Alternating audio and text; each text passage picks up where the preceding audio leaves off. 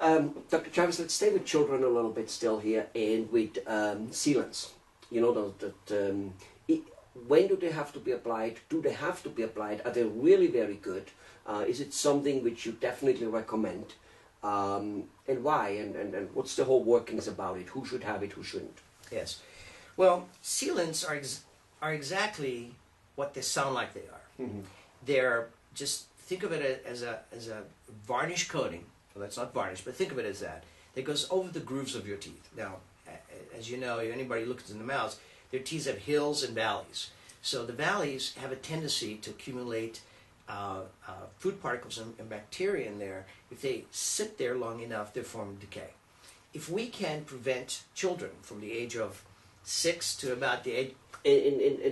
So those valleys, are they too...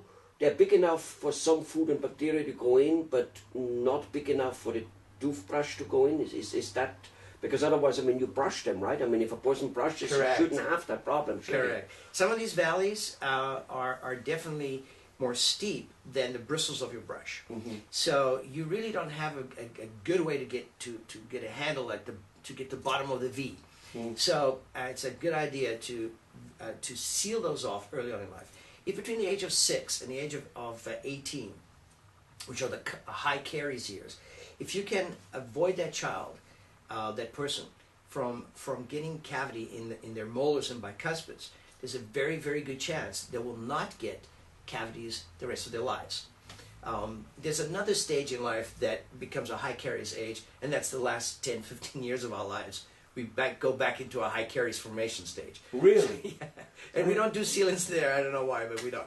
But the type of caries we get there is a little different. It's more along root surfaces because our gums recede, and also we have less saliva in our mouths. Our pHs often go down, and we take many medications that alter these things. And so, because of those two factors, we tend to once again develop a lot of decay in the last years of our lives. Interesting. Never heard that before. But if you can save your child from getting a cavity, and a sealant is usually very effective, and they last, they last pretty much as long as they need to be there. A better part of 10 years. They usually tend to last about that. Sometimes maybe 7 years, sometimes 6, and you have to redo one. But it's no big deal. It's not an invasive technique. It's really just a painting over. And it works very, very well. Yeah.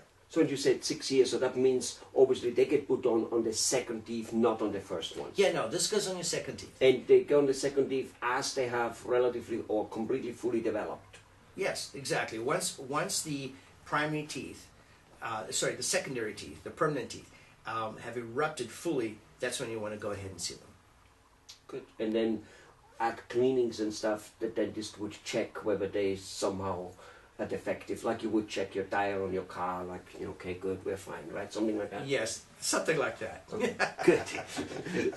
All right, thank you very much. So you do recommend sealants? You just very, very important. It's a good investment. It's one of the best investments a parent can do for their child. Beautiful. Thank you very much. You're welcome.